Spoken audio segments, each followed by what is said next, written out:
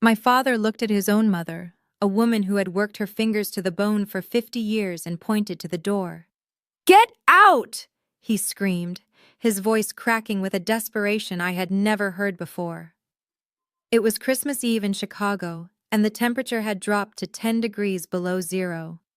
He was throwing a paralyzed 84-year-old woman and his only daughter out into a blizzard because his new wife wanted a home gym. As the heavy oak door slammed shut in my face, leaving us shivering in the snow, I thought my life was over. I thought we were destitute. I had no idea that the shivering old woman in the wheelchair beside me wasn't just a helpless victim. She was secretly the owner of the very ground my father stood on, and she was worth $3.6 billion. My name is Jasmine, and I am 29 years old.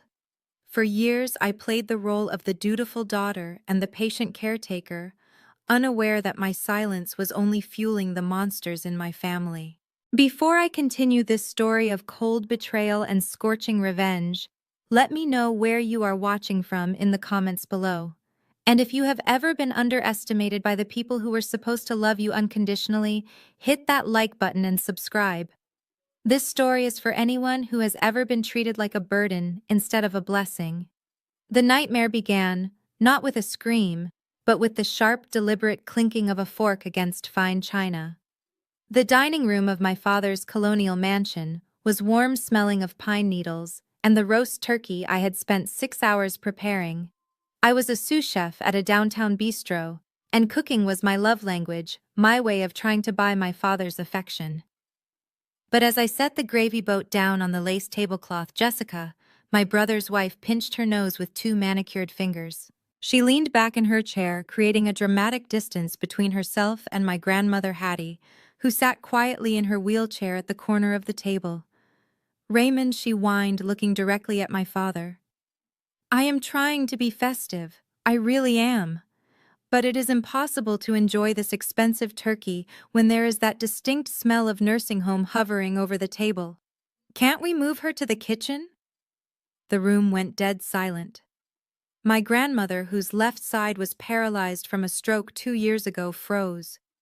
She slowly lowered her spoon, her hand trembling just enough to make the silverware rattle against the bowl.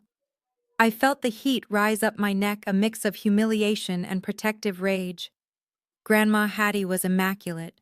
I bathed her every morning. I washed her clothes with lavender detergent. The only thing she smelled like was soap and old paper. "Jessica, that is incredibly rude," I said, my voice shaking. "Grandma is right here. She can hear you, and she smells fine." Jessica rolled her eyes, looking at my brother Trey for support. Trey, the golden child who had never worked a hard day in his life, just shrugged and took a sip of his wine, refusing to meet my gaze. "Don't be so sensitive, Jasmine," Jessica scoffed. "It is a biological fact. Old people have a scent. It makes me nauseous, and you know I have a sensitive stomach." "Raymond, honey, didn't you say we were going to discuss the living arrangements tonight?" I turned to my father. He was sitting at the head of the table wearing a cashmere sweater that cost more than my monthly rent. But he looked terrible. There were dark circles under his eyes, and he kept checking his phone under the table every 30 seconds. I knew he had made some bad investments recently, gambling on high-risk stocks to impress Jessica's wealthy father, but I had no idea how deep the hole was. He needed to assert control, and right now Grandma and I were the easiest targets. "Dad, tell her to stop," I pleaded. "It is Christmas." My father slammed his hand down on the table, making the crystal glasses jump. "Enough, Jasmine. Stop causing drama.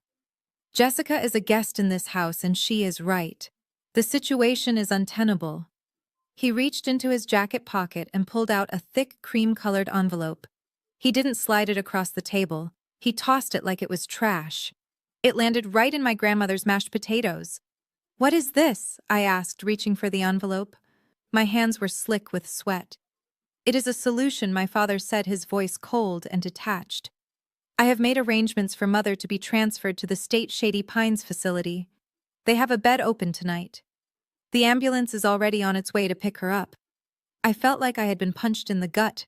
Shady Pines was a warehouse for the forgotten, It was underfunded, dirty, and notorious for neglect. "You cannot be serious," I whispered, tearing open the envelope. Inside were involuntary commitment papers already signed by him as her power of attorney. "You are putting your own mother in a state home. Dad, she has money. Her pension covers her needs. She can stay here. I take care of her. It costs you nothing. It costs me space," my father roared, standing up. His face was red, a vein bulging in his forehead. "Jessica needs that downstairs room for her Pilates studio. We need a home gym. We cannot have a hospital bed in the middle of our first floor anymore. It is depressing. It is killing the property value." "You are evicting your mother for a gym," I screamed, standing up to meet him. I looked at Grandma. She hadn't said a word. She was just watching him, her eyes dark and unreadable, studying his face like she was memorizing a stranger. "It is done," Jasmine Trey chimed in, his mouth full of stuffing. "Just sign the witness line so the ambulance can take her. Don't make it weird." "Make it weird." I laughed, a hysterical, broken sound. I grabbed the papers. I looked my father dead in the eye and I ripped them in half. Then I ripped them again. I threw the confetti of legal jargon into the air. "No," I said firmly. "She is not going anywhere. If she goes, I go. And I will sue you for elder abuse." Something inside my father snapped. The stress of his secret debts, the pressure from his new wife, the defiance of his daughter, it all boiled over into blind rage. He marched around the table. He didn't grab me. He grabbed the handles of Grandma's wheelchair. "You want to go, fine. Go, both of you. Get out of my house." He began pushing the wheelchair violently toward the front door. Jessica was smirking, sipping her wine, as if this were a reality TV show. Trey just looked down at his plate. "Dad, stop! You are hurting her," I screamed, chasing after them. "Dad, it is 10 below zero outside." He didn't listen. He threw the front door open. The wind howled, instantly blowing snow into the grand foyer. He shoved the wheelchair over the threshold. The front wheels caught on the ice and the chair nearly tipped over. I lunged forward to catch Grandma just in time. My father grabbed my arm and shoved me out onto the porch after her. He reached back inside and grabbed the small battered suitcase that contained Grandma's clothes. He threw it into a snowbank. "Don't come back until you learn your place," he spat. "And take your trash with you." The heavy door slammed shut. The sound echoed like a gunshot in the frozen air. I heard the deadbolt slide into place. Click. I stood there in my thin dress, the cold instantly biting into my skin. The snow was falling so hard I could barely see the streetlights. I looked down at Grandma. She was wearing only a thin cardigan over her blouse. I immediately took off my coat and wrapped it around her shoulders, tucking it around her frail legs. "Grandma, I am so sorry," I sobbed, my teeth chattering. "I am so sorry." I expected her to cry. I expected her to panic. But when Hattie looked up at me, there were no tears in her eyes. The confusion I had seen for the last few years was gone. In its place was a look of cold, hard steel. She reached out and patted my frozen hand. "Don't cry, baby girl," she said, her voice stronger than I had heard in a decade. "Crying is for people who have no options, and we have plenty." I didn't know what she meant. I thought she was delirious from the cold. I grabbed the handles of her wheelchair and began to push my boots, slipping on the ice, heading toward the main road to find shelter, unaware that the woman I was pushing held the keys to the entire city in her pocket. The war had just begun, and my father had just made the most expensive mistake of his life. The wind in Chicago does not just blow, it bites. It tears through fabric and skin with the ferocity of a wild animal, and that night the wind seemed to have a personal vendetta against me. As the heavy door of my childhood home clicked shut, sealing us out, the silence that followed was heavier than the storm. For a moment, I just stood there, paralyzed not by the cold, but by the sheer magnitude of what had just happened. My father, the man who had taught me how to ride a bike on this very driveway, had just thrown me into a blizzard. I looked down at Grandma Hattie. The wool blanket I had tucked around her was already gathering a layer of white frost. She was gripping the armrests of her wheelchair so tightly that her knuckles were visible even through her thin gloves. I scrambled off the porch, my boots slipping on the ice-coated steps, and ran toward the snowbank where my father had tossed her suitcase. It was humiliating, there is no other word for it. I was on my hands and knees in the snow digging frantically for her belongings. The suitcase had popped open upon impact, scattering the meager possessions of an 84-year-old woman across the driveway. I grabbed a handful of her compression socks that were soaking up the slush. I found her Bible, its leather cover now wet and cold, half buried near the mailbox. Every item I retrieved felt like a piece of my heart breaking. I was shaking not just from the sub-zero temperature, but from a rage so hot it felt like it could melt the ice beneath me.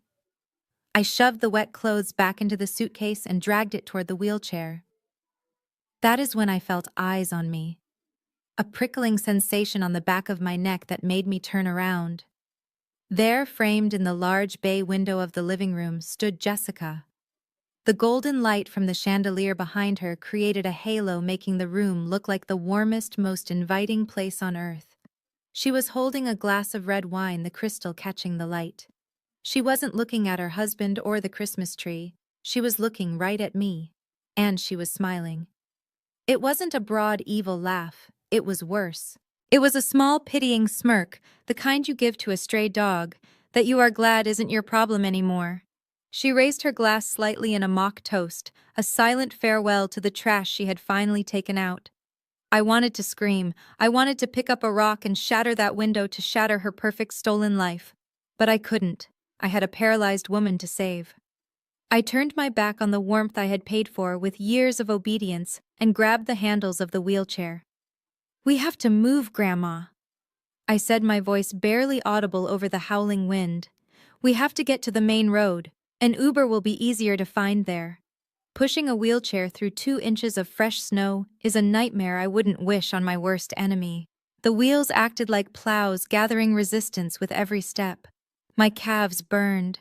My lungs felt like they were filled with broken glass every time I inhaled the freezing air. We trudged down the long driveway, the majestic houses of our neighbors looming on either side like silent, indifferent giants. Everyone was inside, celebrating, safe in their bubbles of wealth and family, completely unaware that 2 people were fighting for survival just yards away. When we finally reached the corner of the street, under the flickering light of a street lamp, I pulled out my phone. My fingers were so numb I could barely unlock the screen. I opened the Uber app, my vision blurring from the snow sticking to my eyelashes. I requested a ride, the price surging due to the holiday and the weather. I didn't care. I would pay anything to get Grandma into a warm car. Confirming ride. The processing circle spun. Then a notification popped up in bright red letters. Payment method declined. I frowned, wiping the screen. That was impossible. I had just been paid yesterday. I tried again. Declined. Panic began to rise in my chest, cold and sharp. I switched to the hotel booking app, trying to reserve a room at the nearest Holiday Inn. Declined. Insufficient funds. I opened my banking app, my heart hammering against my ribs. I logged in, expecting to see my balance of $12,000, my savings, my safety net. Instead, I saw a zero. Zero. And then I remembered. Years ago, my father had convinced me to merge my accounts with the family trust for tax benefits. He said it would help us build generational wealth. He said it was what families do. I had trusted him. I had deposited every paycheck from the restaurant into that account, thinking I was building a future. He hadn't just evicted us. He had robbed me. While we were arguing at the dinner table, or perhaps while I was packing my bags, he or Jessica had accessed the main dashboard and locked me out. They had cut off my access to my own money. We were stranded in a blizzard with $11 in cash in my pocket and a maxed-out credit card. "Dad, how could you?" I whispered to the empty street.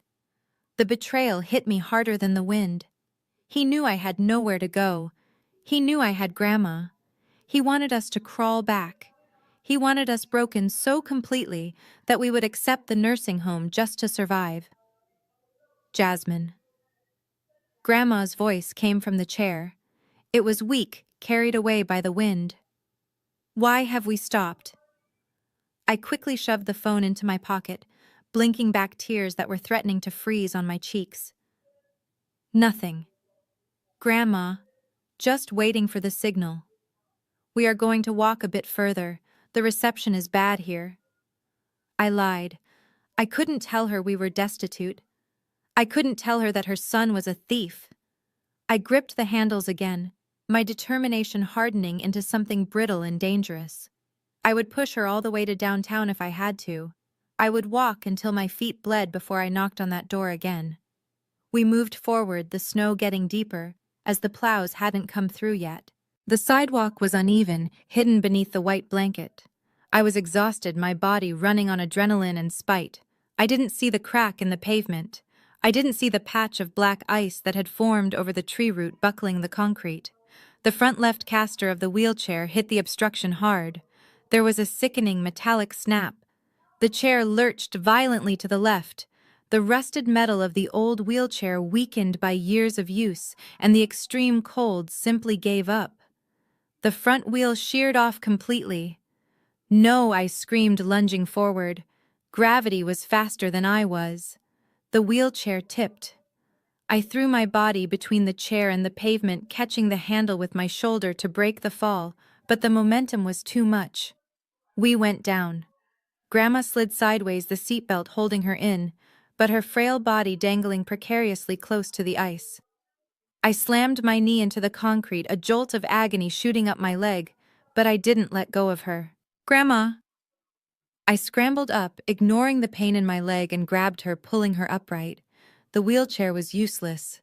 It sat there in the snow, looking like a broken insect listing heavily to one side. We were 3 miles from the nearest shelter. My phone was at 4% battery.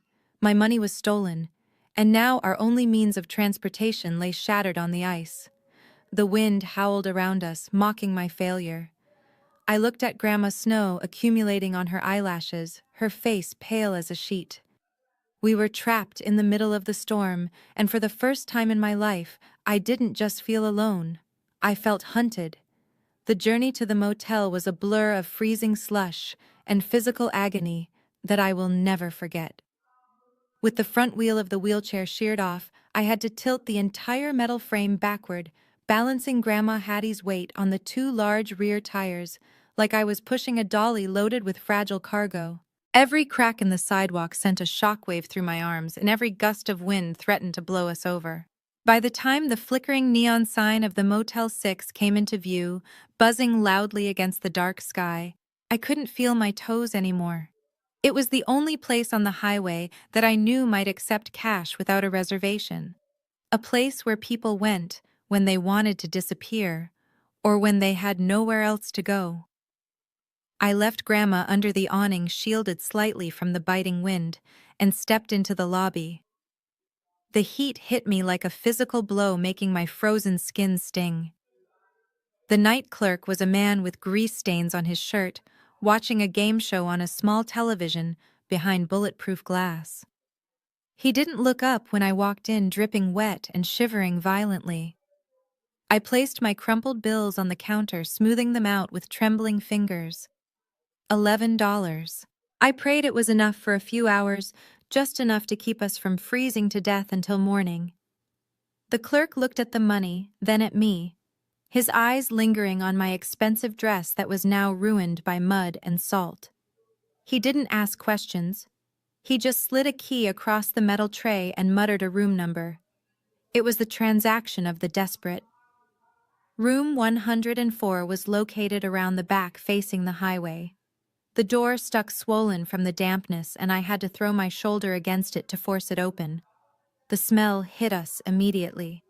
It was a stale cocktail of old cigarette smoke, industrial cleaner, and damp carpet. The room was small and dim, illuminated by a single flickering bulb in the corner. The wallpaper was peeling near the ceiling, and the radiator clanked loudly, struggling to produce heat. But it was shelter. I wheeled Grandma inside and locked the door, sliding the chain latch into place as if that flimsy piece of metal could protect us from the monsters outside. I helped Grandma out of the chair and onto the bed. The bedspread had a cigarette burn near the pillow, but the sheets looked clean enough.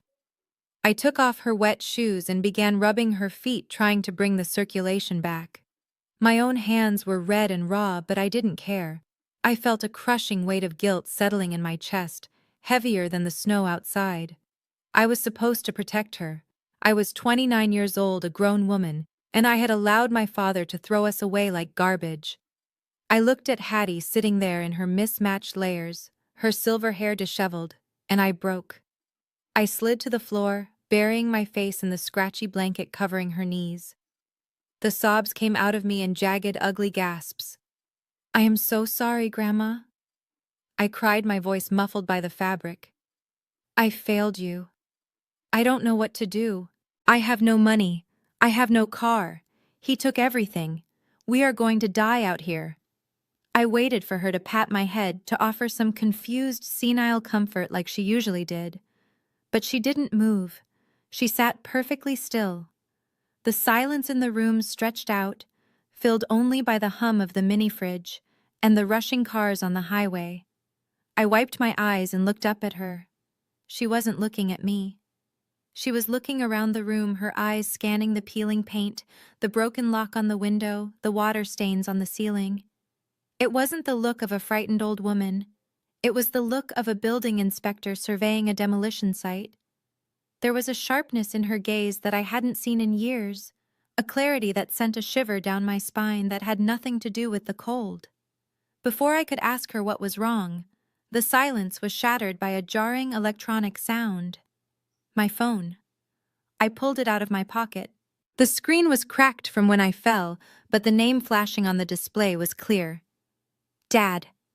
My stomach lurched. Part of me wanted to throw the phone against the wall, but fear paralyzed me. What if he was calling to say it was a mistake?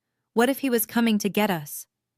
Desperation makes you hope for things that are impossible. I swiped right and put it on speaker, my hand shaking so hard the phone rattled against the bedside table. Dad, I whispered, hating how small my voice sounded. Jasmine Raymond's voice filled the small room, distorted by the static but dripping with that familiar arrogance. "I assume you have realized by now how stupid you were to walk out. It is -15 degrees out there. I hope you are enjoying the consequences of your disrespect." "We are at a motel." "Dad," I said, trying to steady my voice. "Grandma is safe. Why are you doing this? Please just unlock my bank account. I need to buy her food." There was a pause, and then I heard a sound that made my blood boil. The sound of ice clinking against glass. He was drinking. He was warm, comfortable, and drinking scotch while his mother sat in a motel room that smelled like ash. "I am not unlocking anything until you learn to cooperate," Raymond said smoothly. "In fact, I am calling to give you a heads up. I have a realtor meeting me at the South Side house tomorrow morning at 8 o'clock. We are listing it for a quick cash sale. A developer wants the land. They are going to bulldoze that rotting heap by next week." My heart stopped. The South Side house. It was the small 2-bedroom bungalow where Grandma had raised my father. It was where I had spent my summers. It was filled with memories, with history. It was the only thing Hattie had left in her name, or so I thought. "You can't do that," I shouted, standing up. "That is Grandma's house. It has been in the family for 50 years. You cannot just sell it to a developer." "Watch me," he sneered. "I have the power of attorney, remember?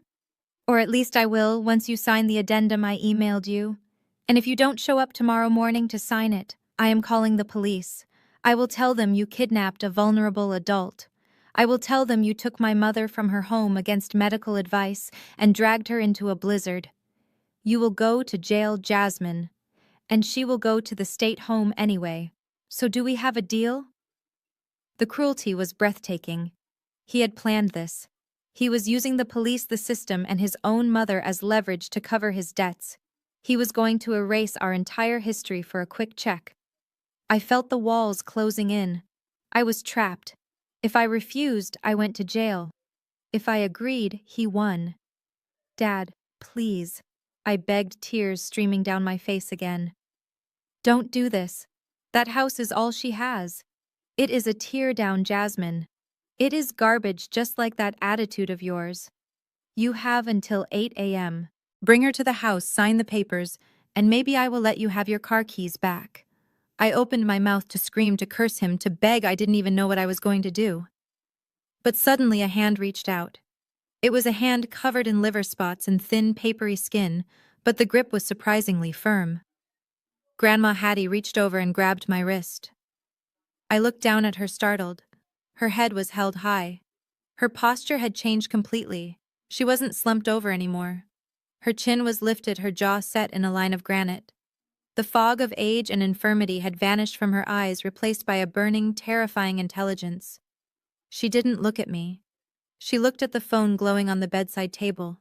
She took a deep breath, and when she spoke, the voice that came out wasn't the weak, tremulous whisper of the grandmother I had been caring for. It was a voice of command. It was a voice of authority. It was a voice that could crack a whip. "Give me the phone," she said. I stared at her, frozen. Hattie didn't wait. She reached out and took the device from my stunned fingers. She held it up to her mouth, her eyes narrowing as she visualized the son who had just condemned her to freeze. "Raymond," she said, her voice cutting through the static like a razor blade. There was silence on the other end. Total stunned silence. My father hadn't heard his mother speak with that kind of clarity in 5 years. "Mom," he stammered, sounding suddenly like a frightened child. "Listen to me very carefully, Raymond," she said, her tone low and dangerous. "You will not be meeting any realtor tomorrow. You will not be selling my house. And you will certainly not be calling the police."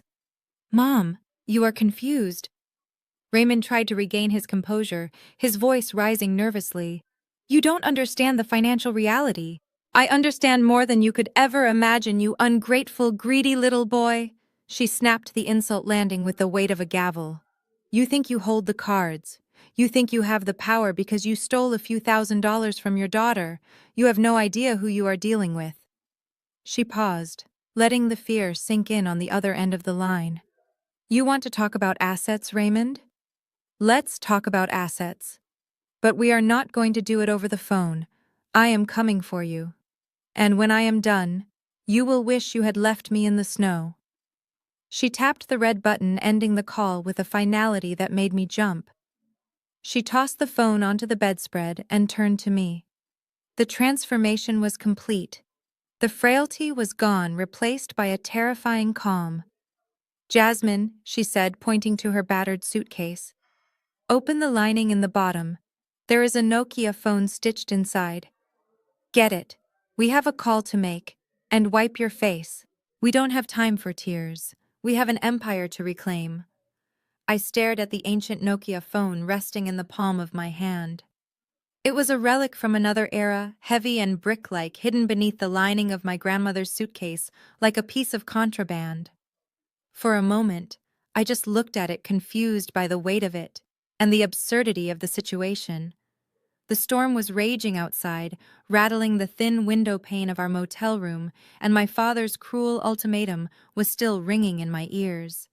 Yet here was Hattie, the woman I had bathed and fed for years, looking at this piece of plastic as if it were a weapon of mass destruction.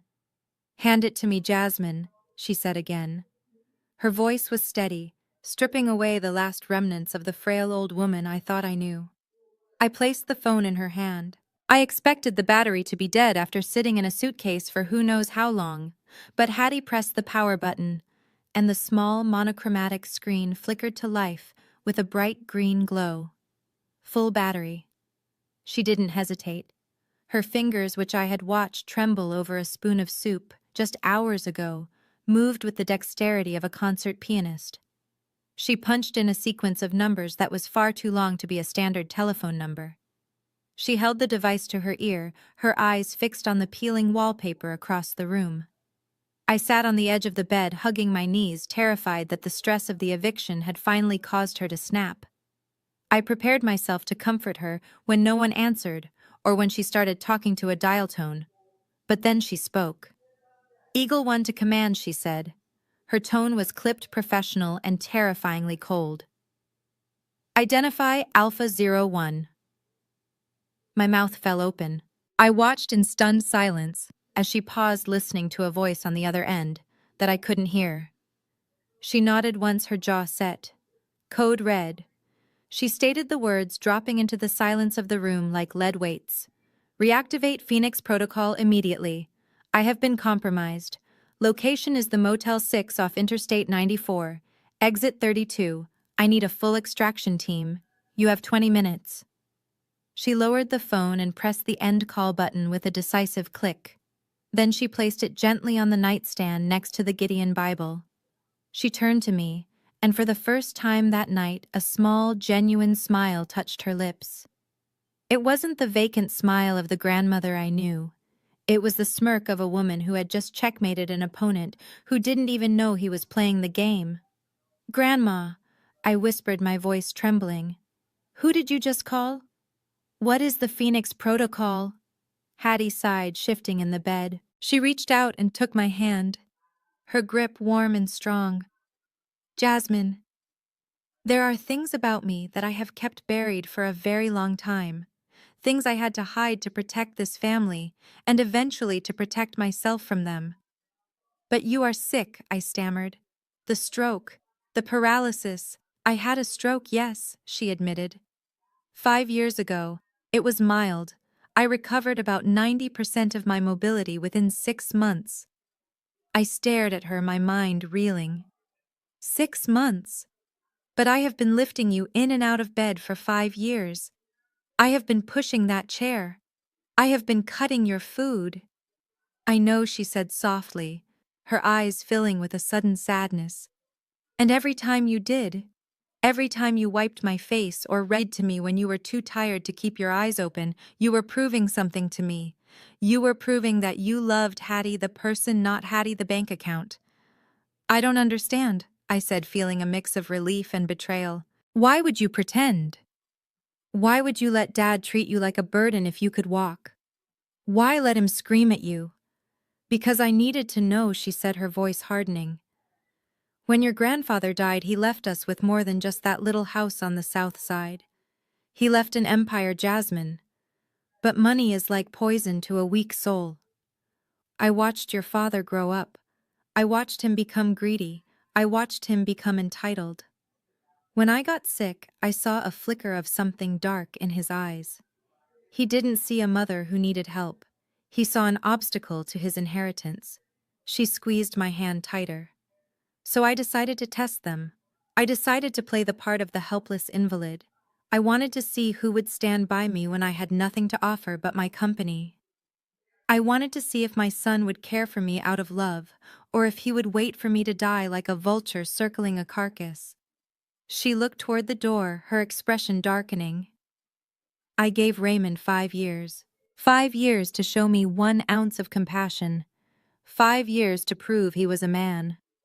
Tonight, when he threw us out into the snow, he failed the final exam. He didn't just fail Jasmine, he declared war." My head was spinning.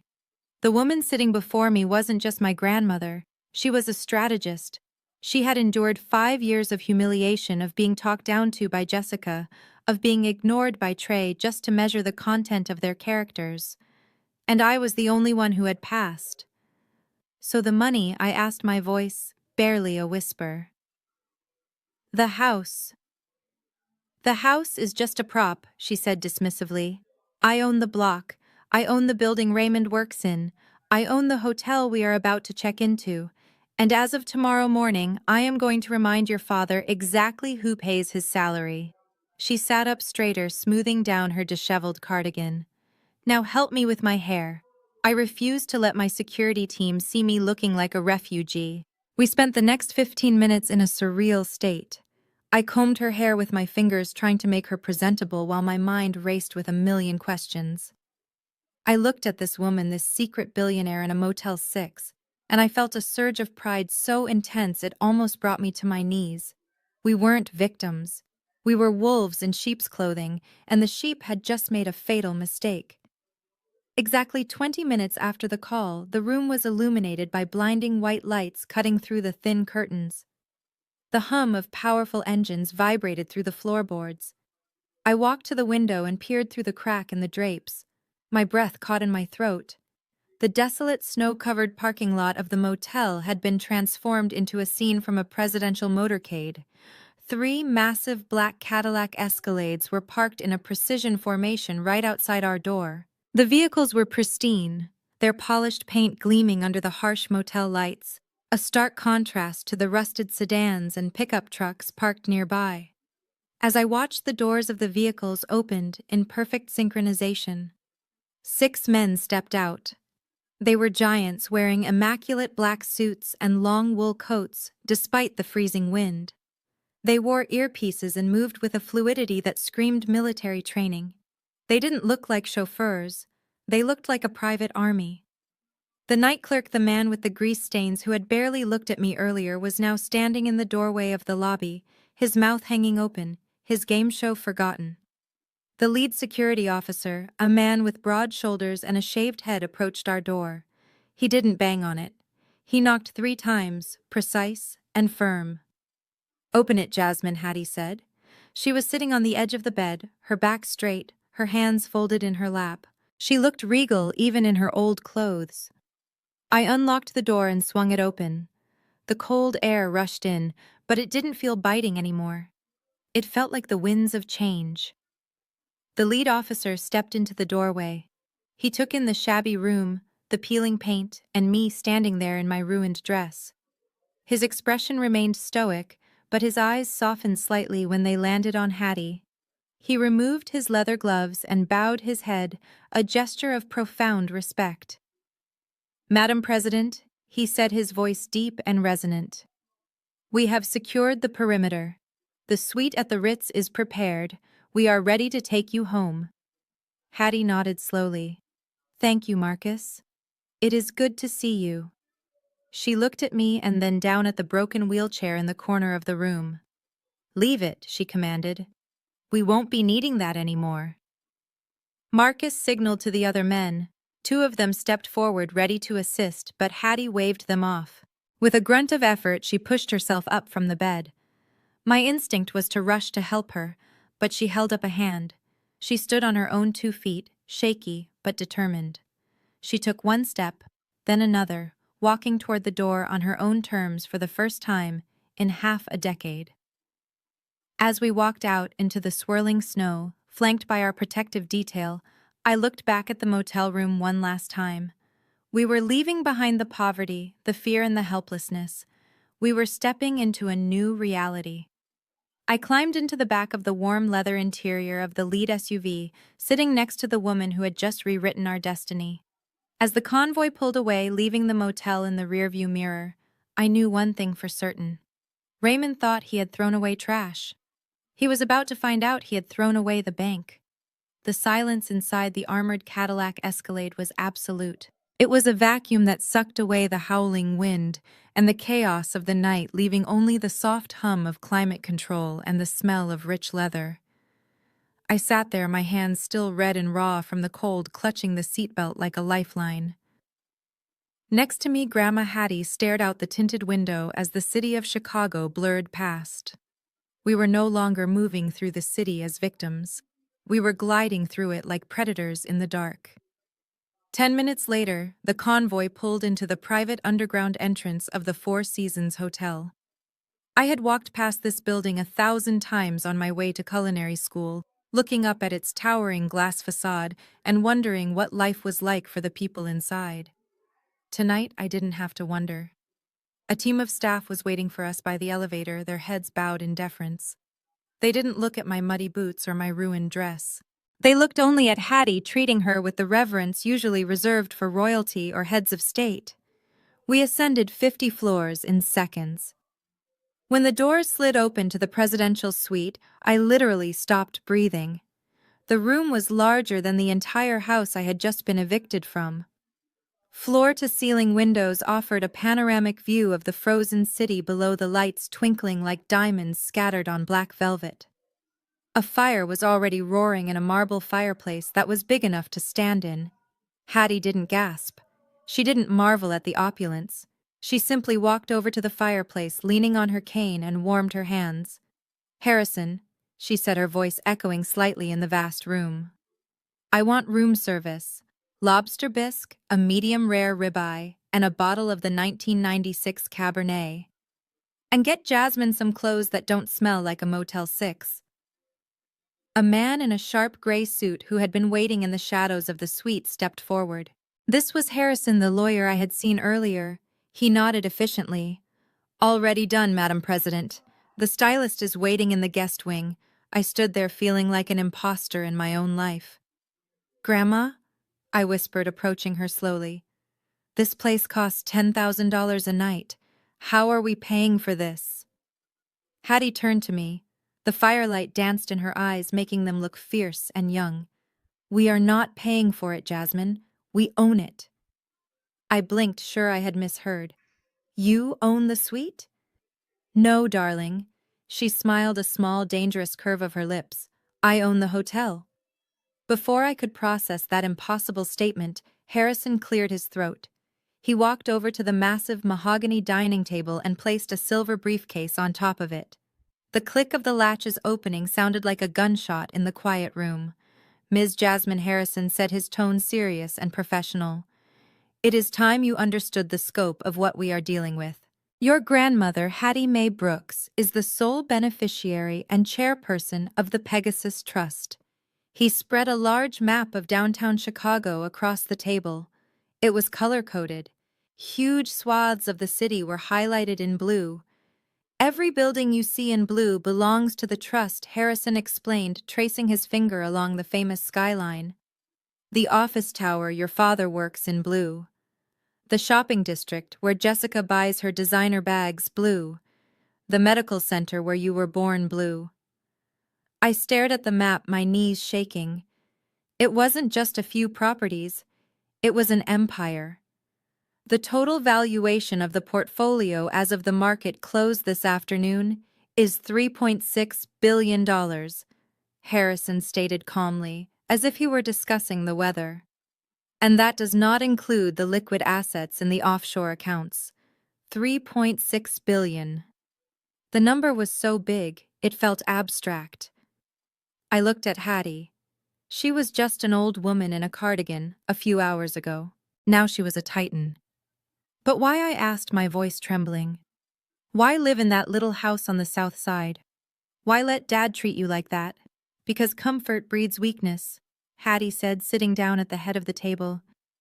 And I needed to know if my son was a man or a leech. I got my answer tonight. She gestured for Harrison to continue. Show her the rest, Harrison. Show her why Raymond was so desperate to kick me out tonight.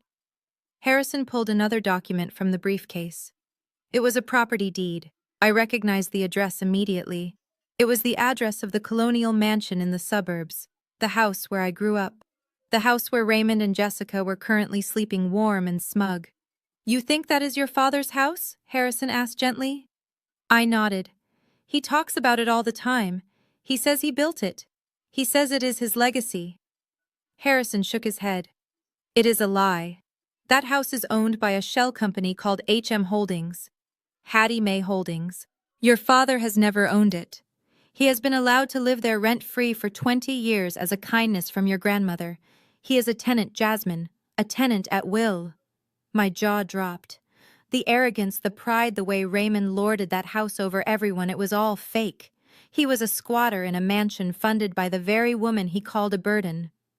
But that is not the worst part, Harrison said, his voice dropping an octave. He pulled out a final document. It was a loan application from a private lender. A predatory lender, the kind that breaks kneecaps when you don't pay. Your father is in deep gambling debt, Harrison explained. He owes $4 million to some very dangerous people. Last week he tried to mortgage the mansion to pay them off. But he can't mortgage a house he doesn't own, I said, confused. Exactly, Harrison said. Unless he forges the owner's signature. He slid a piece of paper toward me. It was a power of attorney document authorizing the mortgage. At the bottom was a signature, Hattie M. Brooks.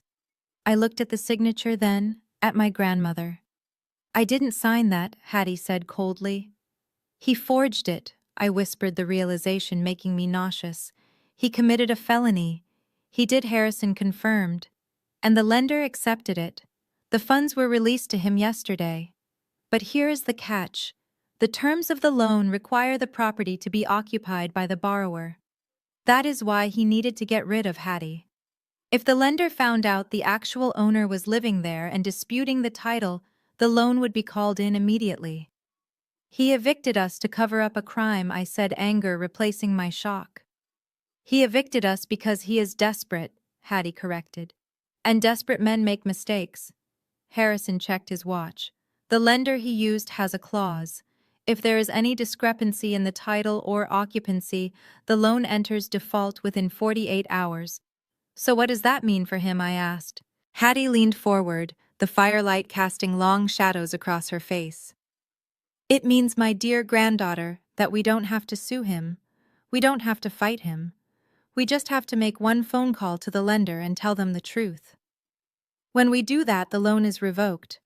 The money he already spent to pay his gambling debts becomes due immediately. She picked up a grape from the fruit bowl and popped it into her mouth. He has 48 hours, Jasmine. 48 hours before he loses the money, the house, and his freedom, and he thinks we are freezing in a Motel 6. She turned to Harrison. Prepare the audit, Harrison. I want every penny he stole tracked. And get the car ready for tomorrow morning. We aren't going to the police station. We are going to the gala. I think it is time the tenant met the landlord. I looked out the window at the city below.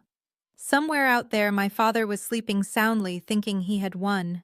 He had no idea that the timer had already started and the avalanche was coming. I stood by the floor-to-ceiling window of the penthouse suite, looking down at the glittering lights of Chicago. My hand was gripping my phone so tightly that my knuckles had turned white.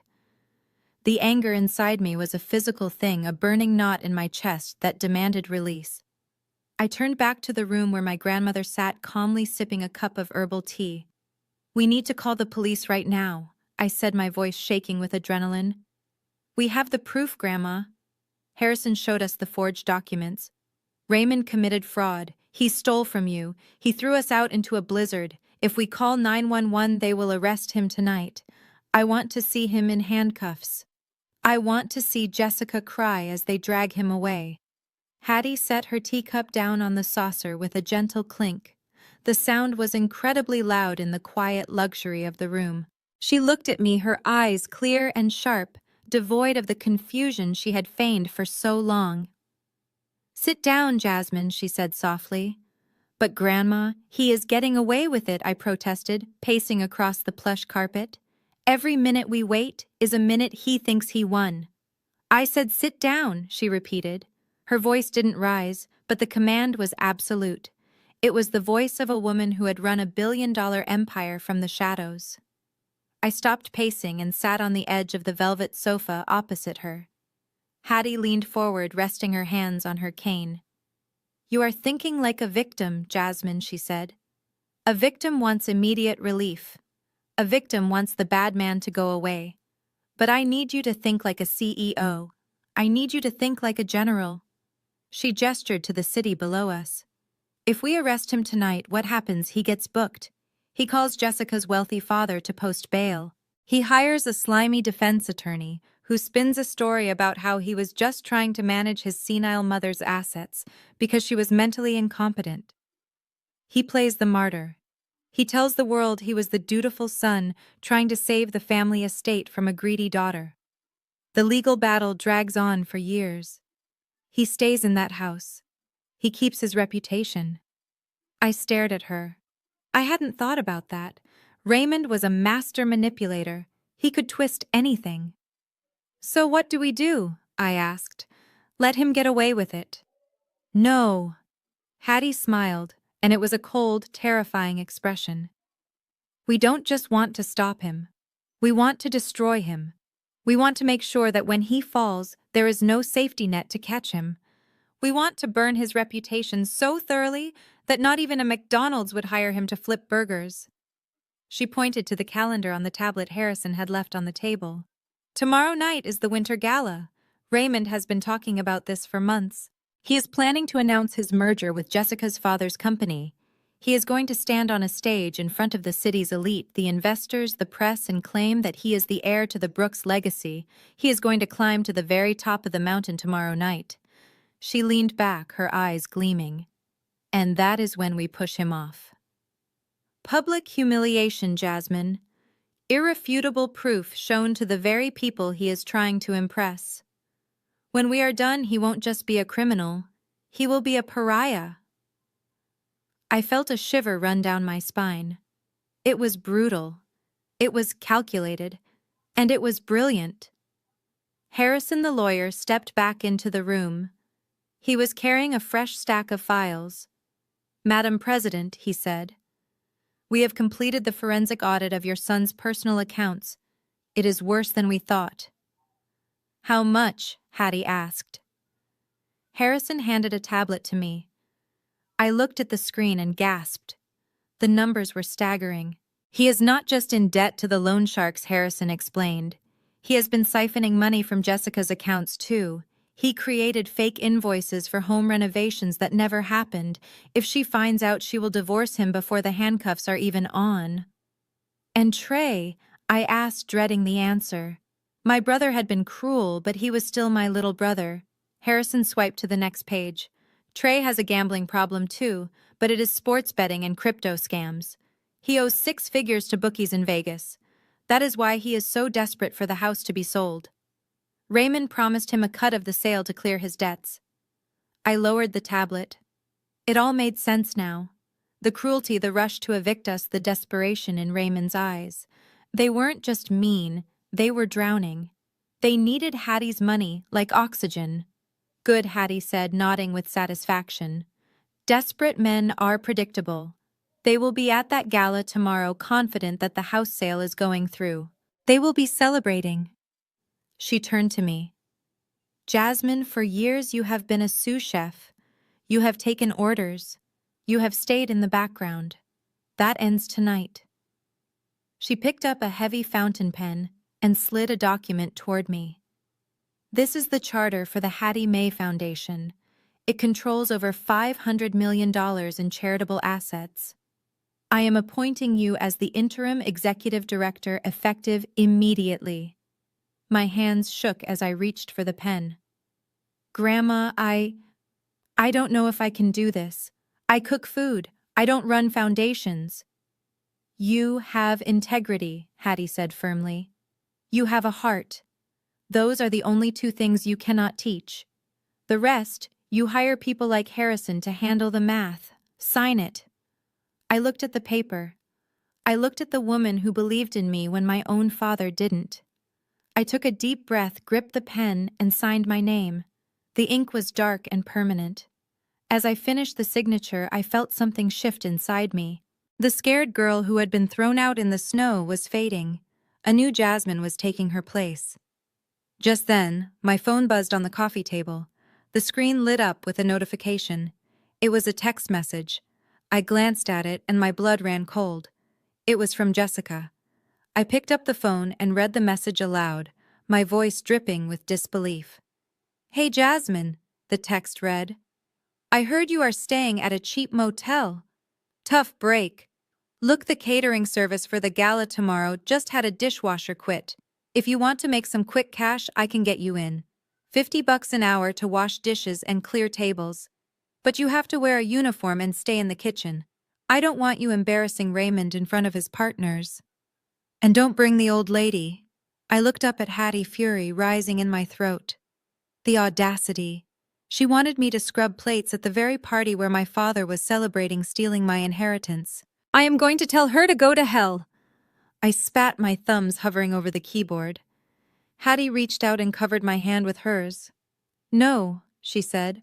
Her smile was back, and this time it was predatory. "Tell her yes." What I asked, shocked. "You want me to wash dishes for them?" "I want you inside that building," Hattie said. "I want you to be the Trojan horse. If you go as a guest, they will stop you at the door. But the help, nobody looks at the help. Nobody suspects the help. You will have access to everything, the microphones, the projector, the back office." She tapped the screen of my phone. "Take the job, Jasmine. Let them treat you like a servant one last time. Let them think they have won. Because when you walk out of that kitchen tomorrow night, you won't be clearing the table. You will be flipping it over." I looked at the text message again. $50 an hour to wash away their sins. I started to type, "Sure, Jessica. I really need the money. I will be there." I hit send. The trap was set, and they had just invited their executioner right through the front door. The service entrance of the mansion was located near the garbage bins, a detail I had never paid much attention to when I lived here as a daughter. But tonight, walking through the slush in a borrowed catering uniform that was 2 sizes too big, I felt the symbolism weigh heavily on my shoulders. I was no longer Jasmine, the family member. I was Jasmine, the hired help, sneaking into my own home like a thief in the night. In my pocket, I carried not a weapon, but a small, high-definition recording device disguised as a pen given to me by Harrison's security team. I knocked on the heavy steel door. It swung open to reveal Jessica looking radiant and terrifying in a silk dressing gown. She didn't say hello. She just looked me up and down, her lips curling in that familiar, condescending smirk. "You are late," she snapped, stepping back to let me in. "The kitchen is a mess. The caterers are setting up in the dining room, but I need you to scrub the floor in the foyer before the guests arrive. And for God's sake, pull your hair back. You look like a stray cat." I kept my head down, swallowing the retort that was burning on my tongue. "Yes, ma'am," I mumbled, walking past her. The air inside smelled of expensive perfume and impending disaster. As I made my way to the utility closet to get the mop, I passed my brother Trey. He was lounging in the hallway texting on his phone, already dressed in his tuxedo. When he saw me, he actually laughed out loud. "Wow, look at you," he jeered, blocking my path. "From sous chef to janitor. That is quite a career pivot, sis." I guess Dad was right. You really don't have any ambition. I gripped the handle of the mop bucket, my knuckles turning white. "I am just here to work, Trey. Let me pass." He didn't move. Instead, he extended his foot, tapping the toe of his patent leather dress shoe against my shin. "Actually, while you are down there, my shoes got a little scuffed on the way in. Give them a quick shine, would you? There is a rag in the bucket." I looked at him, searching for a shred of the little brother I used to help with homework. I saw nothing but a hollow, entitled stranger. Slowly I knelt, not out of submission but strategy, as I wiped the non-existent dust from his shoes. I slipped the recording pen from my pocket and slid it under the hallway console table, right where Raymond always took his private calls. There I said, standing up, shiny as a new dime. "Good girl." Trey chuckled, patting me on the head like a dog. "Now get to the foyer. It smells like wet dog in there." I spent the next hour scrubbing floors that were already clean and polishing silver that was already shining. Every degrading command from Jessica, every snide comment from Raymond as he breezed past me without even making eye contact, only added fuel to the fire burning inside me. They thought they were breaking me. They had no idea they were sharpening me. When the clock struck 5, chaos erupted in the kitchen. The catering staff was overwhelmed, and Jessica was screaming at the head chef about the canapes. This was my chance. I knew Raymond's routine. He always kept his most important documents in the wall safe in his study, and at 5:30, he would be in the shower getting ready for the gala. I slipped away from the kitchen, moving silent as a ghost through the service corridors I knew by heart. My heart was hammering against my ribs like a trapped bird. If they caught me now, it wasn't just about being fired. It was about losing the element of surprise. I reached the study and gently turned the handle, unlocked. Raymond was arrogant. He never thought anyone would dare enter his sanctuary. I slipped inside and closed the door softly behind me. The room smelled of scotch and cigars. I went straight to the painting of the hunt scene above the fireplace. I swung it aside. The safe was there. I held my breath. I didn't have the combination, but Harrison had told me to look for the override key. Raymond was lazy. He often kept the emergency key taped under his desk drawer. I dropped to my knees and felt under the mahogany desk. My fingers brushed against something metallic. Got it. I opened the safe. Inside, stacked neatly, were the papers that would end my father's career. I saw the loan agreements with the exorbitant interest rates. I saw the offshore account statements, and there, right on top, was the contract for the sale of the Southside house. It was dated for tonight. I pulled out my phone, my hands shaking uncontrollably. I began snapping photos of every page, the forged signature of Hattie Brooks, the clause that gave Trey a 20% cut, the hidden addendum that transferred ownership to a shell company owned by Jessica's father. Click, click, click. I was capturing the evidence of their betrayal page by sickening page. I was so focused on getting a clear shot of the notary stamp that I didn't hear the footsteps approaching in the hallway. I didn't hear the doorknob turn. The door swung open. I froze. The phone was still in my hand, the safe wide open behind me. Trey stood in the doorway. He wasn't smiling anymore. His face was a mask of confusion that quickly twisted into suspicion. He looked at the safe. He looked at the papers scattered on the floor. And then he looked at me. "What the hell are you doing?" he shouted, stepping into the room and slamming the door behind him. I shoved the phone into my apron pocket and stood up, backing away until my legs hit the desk. "Trey, I was just looking for a pen. Jessica asked for a pen." "Don't lie to me," he yelled, advancing on me. "You are taking pictures. You are spying on us." He lunged for me. I tried to dodge, but he was faster. He grabbed my wrist, twisting it painfully. "Give me the phone, Jasmine. Give it to me, or I swear to God I will break your arm." The air in the room was electric with violence. I looked into my brother's eyes and saw real fear. He knew. He knew that whatever was on my phone could destroy his easy life. "Let go of me," I screamed, kicking him in the shin. He grunted but didn't let go. He wrestled me toward the desk, trying to pry my fingers open. The phone slipped from my grasp and clattered onto the hardwood floor, sliding just out of reach. Trey dove for it. I scrambled over the desk, desperate to stop him. But as his hand closed around my phone, a voice boomed from the doorway. "What is going on in here?" We both froze. Raymond was standing there, a towel wrapped around his waist, water dripping from his hair.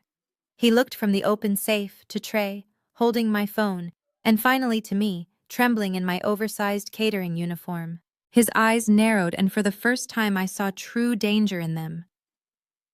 "Give me that phone," Trey Raymond said calmly. "Let's see what your sister finds so interesting about my private business." My heart hammered against my ribs like a trapped bird as Raymond extended his hand, waiting for Trey to hand over my phone. The device contained the photos of the fraudulent contract, the evidence that would send my father to prison. If he unlocked it, if he scrolled through the gallery, everything was over. We would lose the element of surprise, and Hattie's plan would crumble before it even began. I looked at Trey, then at Raymond, and I made a split-second decision. I decided to play the role they had written for me my entire life. I decided to play the victim. I let out a sob, burying my face in my hands, my shoulders shaking with exaggerated weeping. "I am sorry," I wailed, letting my voice crack with desperation. "I didn't mean to snoop. My back is killing me. The catering manager has had me lifting crates of champagne for 2 hours. I just came in here looking for Advil. I remembered you used to keep a bottle in the desk drawer." I looked up at them through my fingers, making sure my eyes looked wide and pathetic. "I just wanted the pain to stop so I could keep working. I need the money, Dad. Please." Raymond looked at me, and his expression shifted from suspicion to pure, unadulterated disgust. The tension in his shoulders relaxed. To him, the story made perfect sense. In his world, I was weak. I was a failure. Of course I wasn't a corporate spy. I was just a tired, broken servant looking for a handout. He laughed, a short barking sound that echoed in the wood-paneled room. "You are pathetic, Jasmine." Raymond sneered, tightening the towel around his waist. "You break into my private study because your back hurts. You really are not cut out for hard work, are you?" He looked at Trey and nodded at the desk. "Check the drawer. Give her the pills and get her out of here. She is staining the carpet with those cheap shoes." Trey smirked, the fear leaving his eyes. He opened the top drawer and rattled a bottle of ibuprofen. He didn't hand it to me. He tossed it at me. The plastic bottle hit my chest and fell to the floor. "Take two and get back to the kitchen," Trey said, kicking my phone across the floor toward me. "And if I catch you in here again, I will have security throw you out into the snow with your grandmother." I scrambled to pick up the phone and the pills, muttering apologies like a frightened child. "Thank you," I whispered, clutching the phone to my chest as if it were a lifeline. "Thank you so much." I backed out of the room, keeping my head bowed until the heavy door clicked shut. The moment I was alone in the hallway, the tears stopped. My posture straightened. I wiped my face with the sleeve of my oversized uniform and checked the phone. The photos were safe. They had bought the lie because it confirmed their own bias. Their arrogance was their blind spot, and I was standing right in the middle of it. I hurried back to the service area, slipping into a small dark pantry where the dry goods were stored. I needed to hear what was happening. I pulled out the small earpiece paired with the recording device I had planted under the console table in the hallway. I pressed it into my ear and waited. At first there was only the sound of distant chatter. Then I heard Raymond's voice loud and clear. He must have been standing right next to the table. "Yes," Mr. Sterling Raymond was saying, his tone dripping with false charm. "Everything is proceeding exactly as planned. The deed transfer is ready for your signature tonight." There was a pause as the other person spoke, but I could only hear Raymond's side of the conversation. "My mother," Raymond laughed, and the sound made my blood run cold. "Oh, you don't need to worry about Hattie. The poor woman is in the final stages of dementia. She is practically a vegetable. She doesn't even know her own name, let alone the value of real estate. I am her sole guardian and beneficiary. Selling this land is really a mercy. It will pay for the specialized care she needs in her final days." "Liar," I hissed into the darkness of the pantry. He was selling her legacy to pay his gambling debts and calling it mercy. He was declaring her dead while she was very much alive and preparing to destroy him. I pocketed the earpiece and stepped back into the chaotic kitchen. The head chef grabbed my arm before I could take a breath. "You," he barked, pointing at a tray of red wine glasses. "Table 4 needs a refill. Move it." I grabbed the heavy tray and pushed through the swinging doors into the ballroom. The transformation was breathtaking. The room was bathed in golden light, filled with people wearing tuxedos and gowns that cost more than I made in a year. A string quartet was playing softly in the corner. I moved through the crowd, invisible in my uniform, offering wine to people who didn't even look at my face. I was making my way toward the back of the room when I felt a hand grab my elbow. I turned to see Jessica standing there. She looked stunning in a silver sequined gown, but her eyes were venomous. She was holding a mostly empty glass of wine, and she was smiling. "Well, if it isn't the maid," she said loudly enough for the nearby circle of guests to hear. "I hope you are not drinking on the job, Jasmine." "I am just working, Jessica," I said quietly, trying to pull away.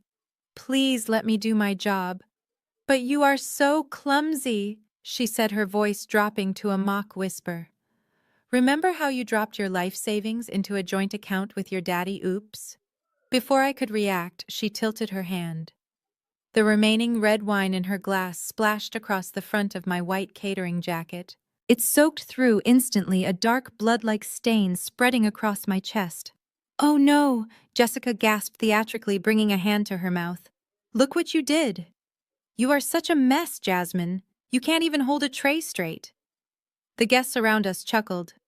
A few of them looked at me with pity, but most just looked annoyed that a servant had caused a scene. I stood there, the cold wine seeping into my skin, the humiliation burning my face. I wanted to scream. I wanted to throw the entire tray of glasses at her perfect smiling face. But I remembered Hattie's voice. "Think like a general." I took a deep breath. I lowered my head. "I am so sorry, ma'am," I said, my voice steady. "I will go clean up." "You do that?" Jessica sneered, turning her back on me. "And try not to ruin anything else tonight." I walked away, the laughter of the crowd fading behind me. I didn't go to the bathroom to clean up. I went to the side entrance of the ballroom, the spot where the shadows were deepest. I stood there stained and silent watching the stage. The music swelled. The lights dimmed, leaving a single spotlight focused on the podium at the center of the stage. Raymond walked out, waving to the applause. He looked triumphant. He looked untouchable. He adjusted the microphone, flashing his whitened teeth at the audience.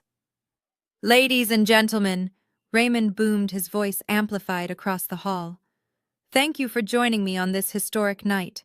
For 50 years, the Brooks family has been a pillar of this community. And tonight, I am thrilled to announce the next chapter. I am about to sign a partnership that will transform the South Side and secure our legacy for generations to come." He gestured to a table beside the podium where a legal team sat with a stack of documents. The fake contract. The one I had photographed. The one he was about to sign. I glanced at my watch. It was exactly 8 o'clock. Raymond picked up a gold pen. He held it up to the light, savoring the moment. With this signature, he declared, "I am not just selling land. I am building the future." He leaned over the document. The tip of the pen hovered millimeters above the paper. I held my breath. The double doors at the back of the ballroom, the grand entrance that had been closed all night, suddenly rattled. Raymond didn't hear it. He was too focused on his victory. But I heard it, and I smiled. Because the future he was talking about was about to walk through those doors and hit him like a freight train. The grand ballroom of the Palmer House Hotel was a cathedral of gold leaf and crystal, a place where the air itself seemed to cost money. Waiters in white gloves moved like silent ghosts through the crowd, carrying silver trays laden with champagne flutes that sparkled under the massive chandeliers. I stood in the shadow of a velvet curtain near the service entrance, my stained catering jacket buttoned all the way up to my chin to hide the red wine Jessica had thrown on me earlier. From my vantage point, I could see the entire ecosystem of greed that my father had cultivated. These were the movers and shakers of Chicago, the people who signed checks with commas and looked right through people like me. And at the center of it all stood Raymond. He was holding court near the ice sculpture, one hand in his pocket, the other gesturing expansively as he spoke to a group of potential investors. He looked immaculate in his bespoke tuxedo, his hair slicked back, his smile wide and practiced. Beside him, Jessica shimmered in her silver gown, playing the role of the devoted trophy wife to perfection. She laughed at all the right moments, touching his arm possessively, completely unaware that the man she was clinging to was technically homeless and millions of dollars in debt. They looked like the perfect power couple. It was nauseating. I pressed my hand against the small earpiece in my ear, checking the connection one last time. Harrison had told me to wait for the signal. The signal was simple. Raymond had to be on stage. He had to be at the very precipice of his lie before we pushed him off. The lights in the ballroom dimmed, casting the crowd into a soft, expectant twilight. A spotlight cut through the darkness, illuminating the podium at the front of the room. The chatter died down, replaced by a polite ripple of applause as my father walked onto the stage. He didn't just walk, he strutted. He gripped the sides of the podium, looking out at the sea of faces with a hunger that made my skin crawl. He adjusted the microphone, letting the silence stretch out for a dramatic beat. "Welcome, friends, colleagues, and visionaries." Raymond began, his voice booming through the high-end sound system. "Tonight is not just a celebration of business. It is a celebration of heritage." I felt a bile rise in my throat. Heritage. The man who had thrown his mother's suitcase into a snowbank was talking about heritage. He continued, his voice dropping to a somber, reverent tone that he must have rehearsed in the mirror. "You all know the story of the Brooks family. My mother, Hattie, was a woman of simple means. She worked hard to buy a small plot of land on the south side, a humble home, a home that sadly has fallen into disrepair as her health has declined." He paused, wiping a non-existent tear from his eye. Jessica dabbed at her eyes with a napkin in the front row. The performance was Oscar-worthy. "It breaks my heart to see her legacy crumble," Raymond said, shaking his head. "But sometimes, love means letting go. Sometimes honoring our parents means making the hard decisions they can no longer make for themselves." My mother is, as many of you know, in the final stages of dementia. She is not with us tonight because she is resting in a specialized facility where she can receive the care she so desperately needs. I squeezed my hands into fists so tight my fingernails dug into my palms. He was erasing her. He was painting her as a senile invalid to justify stealing her life's work. So Raymond said, his voice brightening, swelling with false optimism. It is with a heavy heart, but a hopeful spirit, that I announce the sale of the Brooks estate. This isn't just a sale. It is a transformation. Where that old rotting house now stands, we will build a commercial center that will revitalize the entire neighborhood. We are turning the past into the future. And I know if my mother were in her right mind, she would be smiling down on us tonight. The crowd erupted in applause. They clapped for his bravery. They clapped for his vision. They had no idea they were clapping for a monster. Meanwhile, 20 floors below on the street outside the hotel, a different kind of scene was unfolding. The blizzard had intensified, but the line of black Cadillac Escalades idling at the curb didn't move. The lead vehicle's door opened. A security guard held a large black umbrella against the driving snow. Hattie Mae Brooks stepped out. She didn't wait for the wheelchair lift. She didn't reach for the arm of the guard. Instead, she reached for a cane made of polished ebony with a silver handle. She set it firmly on the pavement. Click. For 5 years, she had done her physical therapy in secret in the early hours of the morning, while the rest of the house slept. She had pushed through the pain, rebuilding her muscles, waiting for the moment when she would need to stand tall. That moment was now. She wore a floor-length coat of midnight blue wool and diamonds that caught the streetlights like shards of ice. She looked up at the towering hotel, her eyes narrowing. She took a step, then another. Her gait was slow, but it was steady. It was the march of a queen returning to reclaim her throne. Behind her, Harrison and a phalanx of 10 lawyers fell into step. They moved through the revolving doors of the lobby like a storm front, silencing the casual conversations of the guests in the foyer. Back in the ballroom, the applause was fading. Raymond gestured to the side of the stage. And now, to make it official, I invite Mr. Sterling of Sterling Development to join me. Let's sign the papers and open the champagne. A man in a gray suit walked onto the stage carrying a leather portfolio. He laid the contract on the podium. This was it, the moment of no return. I watched from the shadows, my heart pounding in my ears. Raymond picked up the gold pen. He unscrewed the cap, savoring the weight of it.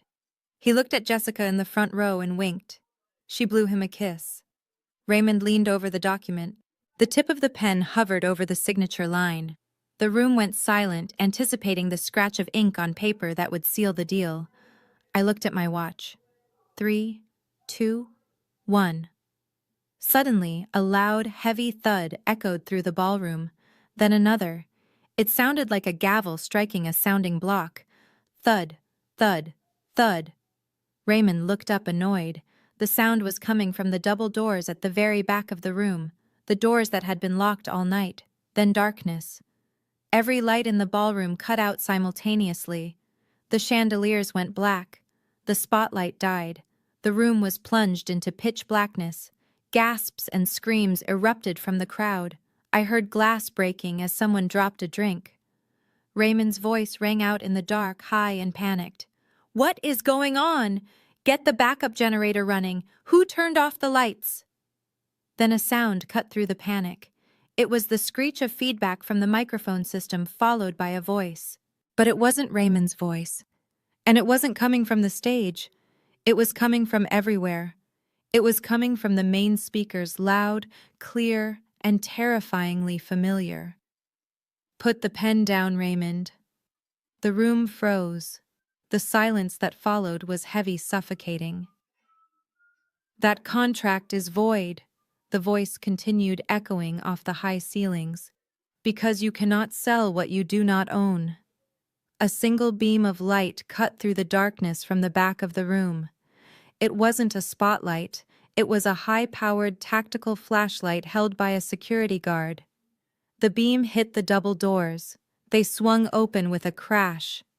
And there, framed in the white light, standing on her own 2 feet, was the woman Raymond had left to die in the snow. The return of the lights was more shocking than the darkness had been. When the main breakers were flipped back on, the crystal chandeliers didn't just flicker. They exploded with brilliance, flooding every corner of the ballroom with a harsh, unforgiving illumination. There were no shadows left to hide in. The sudden brightness forced everyone to squint, shielding their eyes. But as vision returned, 500 pairs of eyes were drawn to a single point at the back of the room. The double doors, which had been swung wide open, framed a tableau that looked less like reality and more like a scene from a vengeance mythology. My grandmother, Hattie Mae Brooks, stood at the center of the threshold. She was not the slumped, fragile woman in a wheelchair that Raymond had described to his investors just moments ago. She was standing upright, her spine straight as a steel rod, her weight resting lightly on an ebony cane topped with a silver hawk. She wore a midnight blue velvet coat that swept the floor, and around her neck hung a string of South Sea pearls that were worth more than the mortgage Raymond had just tried to secure. And standing next to her was me. I was no longer the invisible servant in a wine-stained uniform. During the chaos of the blackout, under the cover of the confusion and guided by Harrison's security team, I had shed the catering whites. I was now wearing the dress Hattie had brought for me, a vintage Givenchy gown of black silk that fit like armor. My hair was down, my chin was up, and for the first time in my life, I wasn't looking at the floor. I was looking directly at the stage. The silence in the room was absolute. It was a vacuum that sucked the air out of everyone's lungs. Then a sound shattered the quiet. Smash. On the stage, the crystal champagne flute slipped from Raymond's fingers. It hit the parquet floor, exploding into 1,000 shards, the expensive vintage liquid soaking into his polished shoes. He didn't seem to notice. His mouth was hanging open, his face draining of color, until he looked like a wax figure melting under the stage lights. He stared at his mother as if he were seeing a ghost. Next to him, Jessica let out a strangled gasp. Her hand flew to her throat, clutching her diamond necklace. She looked from me to Hattie, and I saw the gears in her mind grinding to a halt. The math wasn't adding up. The narrative she had built, the story of the superior wife and the pathetic in-laws, was crumbling in real time. Hattie took a step forward, then another. The tap of her cane on the marble floor of the entryway echoed like a gunshot. Tap, tap, tap. The crowd parted. These were the wealthiest people in Chicago, people who didn't move for anyone, but they scrambled to get out of her way like the Red Sea parting for Moses. They whispered behind their hands, their eyes darting from the powerful woman walking down the aisle to the terrified man on the stage. Raymond finally found his voice.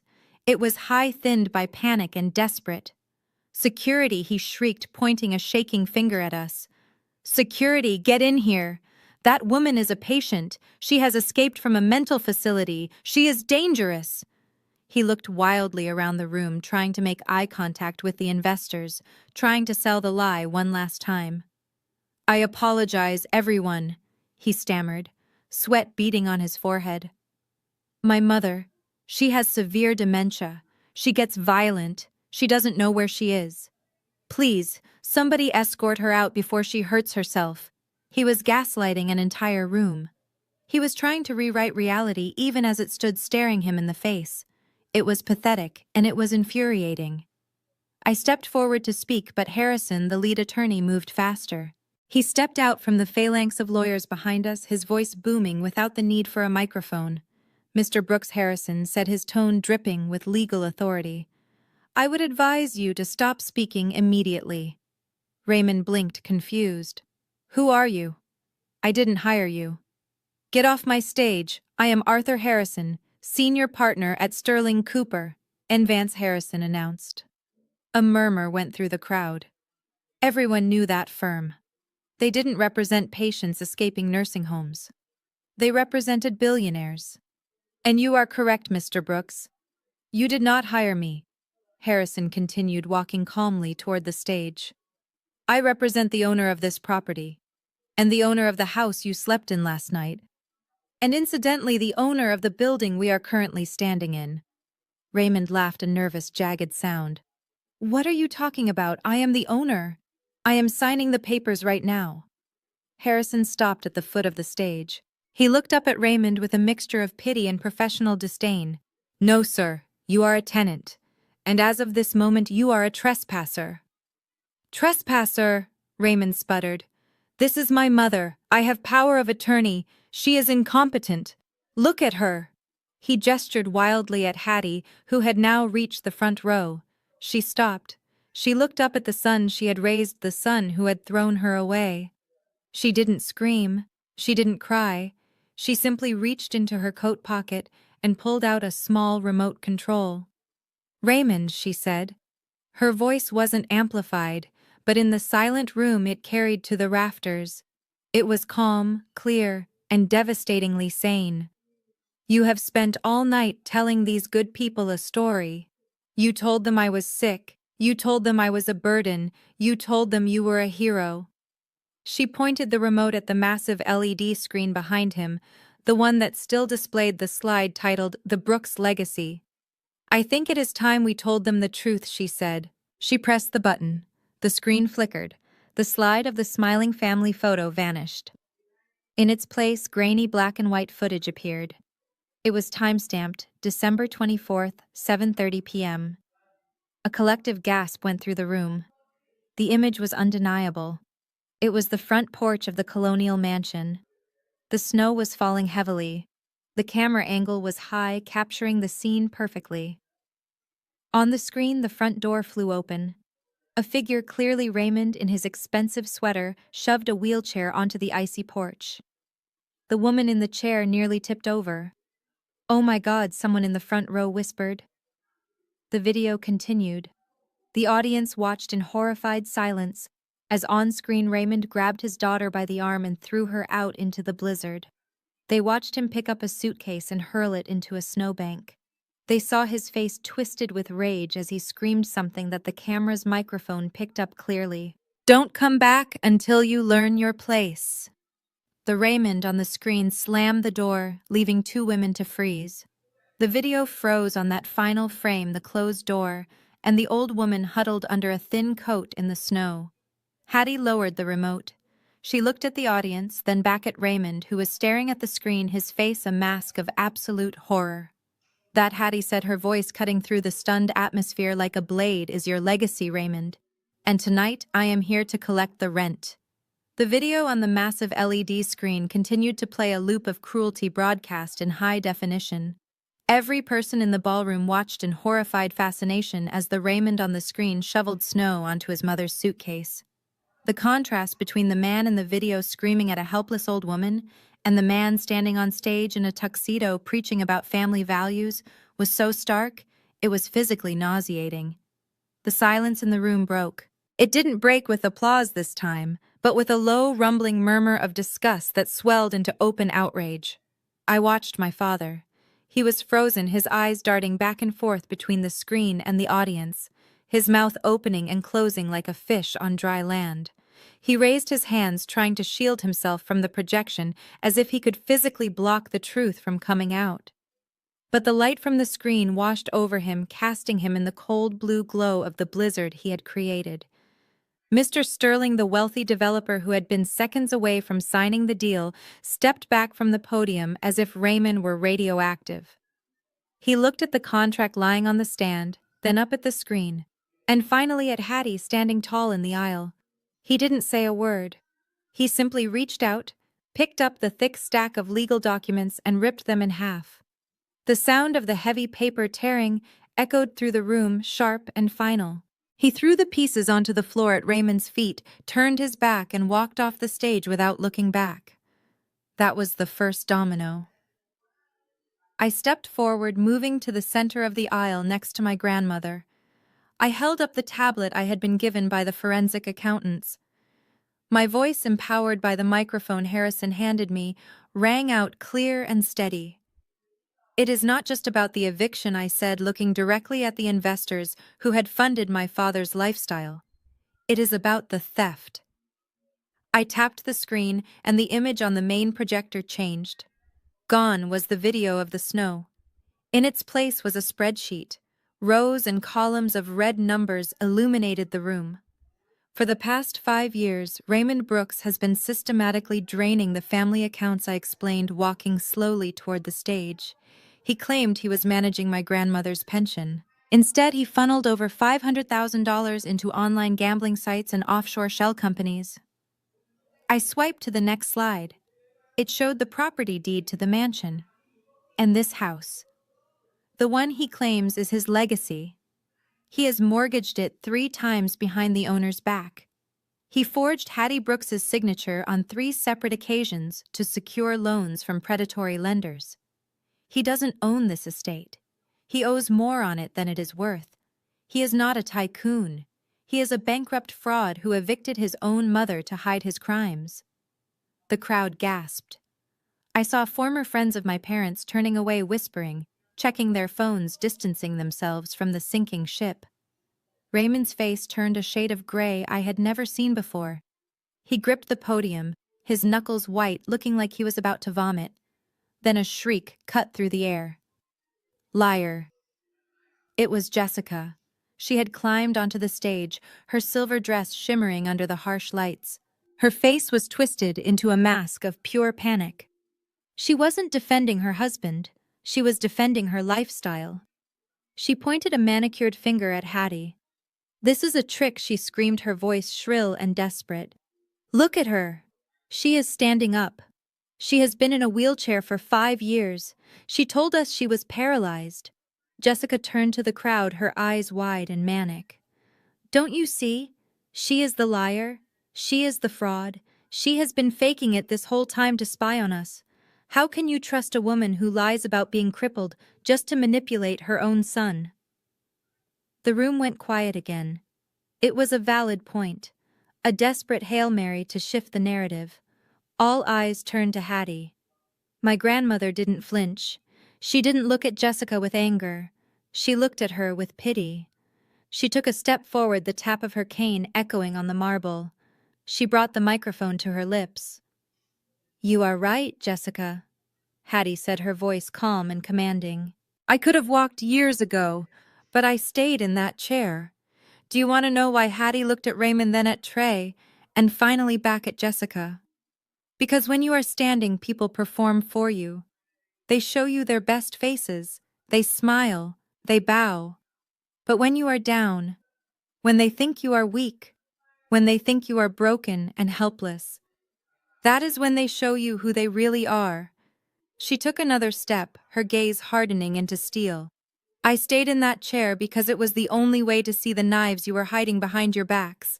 I only played the part of the cripple because I needed to see the true face of the vultures circling my legacy. And tonight I have seen enough." Hattie signaled to Harrison. The lawyer opened his briefcase and pulled out a single pristine document. He walked up the stairs to the stage and placed it on the podium, right on top of the torn contract. "This," Hattie announced, her voice booming, "is my last will and testament." It was updated this morning at 9 a.m. She paused, letting the weight of the words settle. "Previously, my estate was to be divided equally among my descendants. But in light of the attempted murder of a vulnerable elder, because let's call throwing me into a blizzard what it is, and the systematic embezzlement of my funds, I have made some changes." I looked at the screen. The new breakdown of the assets appeared.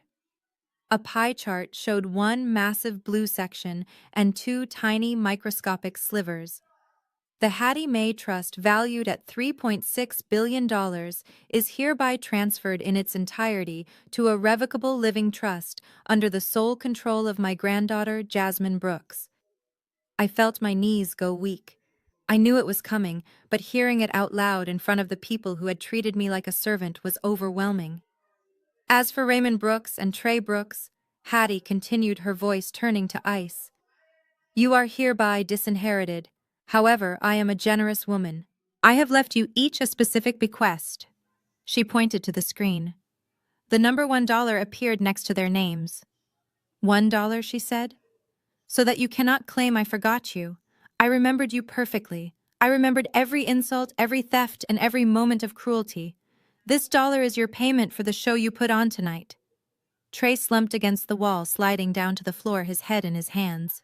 He realized in that moment that his loyalty to his father had cost him a fortune. Raymond stood motionless, staring at the screen, his entire world incinerating in front of his eyes. Jessica let out a wail, grabbing Raymond's arm and shaking him. "Do something, fix this. You said we were rich." But before Raymond could answer, before he could spin one more lie, a new sound pierced the atmosphere of the ballroom. It started faint, but grew louder rapidly, cutting through the murmurs of the crowd. Wail, wail, wail. Blue and red lights began to flash against the high windows of the ballroom, pulsing in time with the sirens. Hattie looked at her son one last time, a look of finality on her face. "I told you, Raymond," she said softly into the microphone. "I didn't come here to argue. I came here to collect. And it sounds like your ride is here." The party was over, literally and metaphorically. The sirens that had been wailing in the distance suddenly cut off, replaced by the heavy rhythmic thud of boots hitting the marble floor of the lobby outside. The guests in the ballroom, who had just minutes ago been sipping champagne and celebrating my father's supposed business acumen, now scattered like roaches when the kitchen light is turned on. They pressed themselves against the velvet-covered walls, desperate to distance themselves from the man standing on the stage.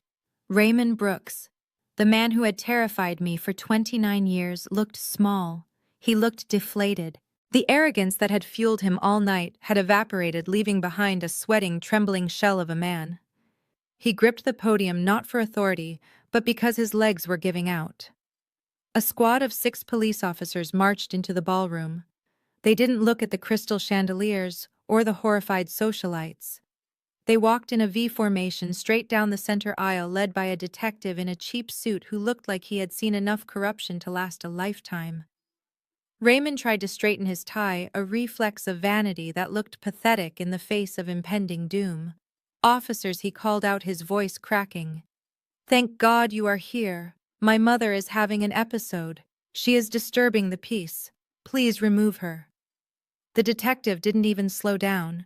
He walked right past Hattie, giving a respectful nod to the lawyer, Harrison, and stepped onto the stage. He pulled a pair of steel handcuffs from his belt. The metal caught the harsh light of the room, shining with a terrifying finality. Raymond Brooks, the detective, said, his voice loud enough to carry to the back of the room without a microphone. "You are under arrest." "For what?" Raymond shrieked, backing away until he hit the screen that was still displaying his crimes. "This is a misunderstanding. I am a pillar of this community. You are under arrest for first-degree forgery, financial exploitation of an elderly person, and grand larceny," the detective recited, grabbing Raymond's wrist and twisting it behind his back. "We also have a warrant for wire fraud regarding the mortgage applications you submitted on a property you do not own." The click of the handcuffs locking into place was the most beautiful sound I had ever heard. It was the sound of my freedom. It was the sound of justice. Raymond began to struggle, not physically but verbally. He looked out at the crowd, his eyes wild and bloodshot. He saw his investors shaking their heads. He saw his friends turning their backs. And then he saw Jessica. Jessica was standing at the edge of the stage, freezing, looking for an exit. Raymond's face twisted into a mask of pure, cowardly desperation. He wasn't going to go down alone. He was a narcissist, and narcissists never take the blame. "It wasn't me," Raymond screamed, thrashing against the officer's grip. "It was her. It was Jessica." The room gasped. Jessica froze, her eyes widening in disbelief. "She made me do it," Raymond yelled, tears streaming down his face, mixing with the sweat and the humiliation. "She is the one who wanted the renovations. She is the one who wanted the new car. She told me to sell the house. She said my mother was a vegetable and wouldn't notice. I only did it to make her happy. She is the mastermind." He was throwing his own wife to the wolves to save his skin. It was pathetic. It was disgusting. And it was exactly who he was. Jessica screamed back, her voice shrill and piercing. "You lying coward! You told me you were rich. You told me the money was yours. Do not drag me into your mess." The detective signaled to 2 female officers. "Grab her too. We have evidence she was complicit in the wire fraud transfers. Her name is on the shell company accounts." As the officers moved toward Jessica, I felt a hand on my arm. I turned to see Trey. My little brother, the golden boy. He looked like a child who had gotten lost in a shopping mall. His tuxedo was disheveled, his face pale.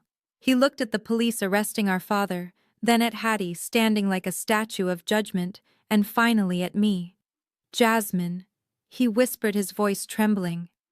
You have to stop this. Talk to Grandma. Tell her to drop the charges. I looked at him, feeling a dull ache in my chest. Even now, he didn't get it. I can't stop this, Trey, I said quietly. They broke the law. But Dad is going to jail. Trey pleaded, grabbing my hand. And what about me? Grandma cut me out of the will. She left me $1, Jasmine. $1. How am I supposed to live? I have debts. I have people looking for me. He squeezed my hand tighter, his eyes filling with tears. You are my sister. You have always taken care of me. Fix this, please. I was just doing what Dad told me. I didn't know any better. I looked at his hand gripping mine. For years that grip had been a shackle. I had covered for his mistakes. I had paid his parking tickets. I had lied to his girlfriends. I had been his safety net because my parents told me that was my job. But tonight the net was gone. I pulled my hand away. You are 26 years old, Trey, I said, my voice cold and steady. You are not a child. You stood there and laughed while Dad threw us out into the snow. You watched me scrub your shoes tonight and called me a good girl. You knew exactly what you were doing. But I am family, he cried. No, I said, stepping back to stand next to Hattie. You were family when it was convenient for you. Now you are just a man facing the consequences of his own actions. Grow up, Trey. And good luck with the bookies. Trey stared at me, his mouth open, realizing for the first time in his life that no one was coming to save him. He slumped against the wall, sliding down to the floor, weeping into his hands. On the other side of the stage, the scene had turned chaotic. Jessica was not going quietly. As the female officers grabbed her arms, she began to kick and scream, losing all semblance of the sophisticated socialite she pretended to be. Get your hands off me, she screeched, her silver dress tearing at the shoulder. Do you know who my father is? He will sue this entire department. The officers ignored her threats, dragging her toward the stairs. They were professional, efficient, and tired of her noise. Desperation took over. Jessica realized her threats weren't working. She realized Raymond had betrayed her. She realized the money was gone. She needed a trump card. She needed something that would make them stop, something that would force them to treat her with caution. She dug her heels into the carpet, fighting with the strength of a cornered animal. Stop! She screamed, her voice hitting a pitch that shattered the remaining tension in the room. You cannot arrest me! You cannot touch me! The officers paused for a fraction of a second, startled by her intensity. I am pregnant! Jessica yelled, throwing her head back, her chest heaving. The entire room went silent. Raymond stopped crying and looked at her. Trey looked up from the floor. Even Hattie raised an eyebrow. I am pregnant with the heir to the Brooks family. Jessica sobbed, collapsing to her knees, playing the victim with everything she had left. If you stress me out, I could lose the baby. You have to let me go. I need a doctor. It was a brilliant move. It was the ultimate shield. Who would drag a pregnant woman to jail? Who would risk harming an unborn child? The detective looked at his officers, hesitating. Procedure dictated caution with pregnant suspects. I watched Jessica on her knees, weeping, cradling her stomach protectively. It looked so real. It sounded so heartbreaking. But then I looked at Hattie. My grandmother wasn't looking at Jessica's stomach. She was looking at Harrison, her lawyer, and on her face there wasn't an ounce of concern. There was only the ghost of a smile. She leaned over to me and whispered 3 words that sent a chill down my spine. Checkmate, my dear. She knew. I didn't know how, but she knew. Jessica had just played her final card, but she had no idea that Hattie had been counting the deck the entire time. The bluff was spectacular, but the fall was going to be lethal. The ballroom was frozen in a tableau of high drama. Jessica was on her knees clutching her stomach, tears streaming down her face as she played the role of the terrified, expectant mother to perfection. The police officers who had been seconds away from dragging her out hesitated. In our society, the claim of pregnancy is a powerful shield, and Jessica knew exactly how to wield it. She looked up at the detective through her eyelashes, her breathing ragged, waiting for the sympathy that always saved her. Raymond, even in handcuffs, looked relieved. He saw a lifeline. If Jessica was pregnant, maybe the courts would be lenient. Maybe they could delay the trial. Maybe there was a future heir to bargain with. But I wasn't looking at Jessica. I was looking at Harrison, who was calmly opening a manila folder he had pulled from his briefcase. He walked over to me and handed me a single sheet of paper. It wasn't a contract. It was a medical record obtained legally through the discovery phase of the forensic audit regarding the misuse of family health insurance funds. I walked toward the edge of the stage, my heels clicking on the hardwood floor. I held the paper up. "Officer," I said, my voice cutting through Jessica's theatrical sobbing. "Before you call a paramedic, you might want to see this." The detective stepped forward and took the paper from my hand. He scanned it, his eyebrows knitting together in confusion. Then his expression hardened.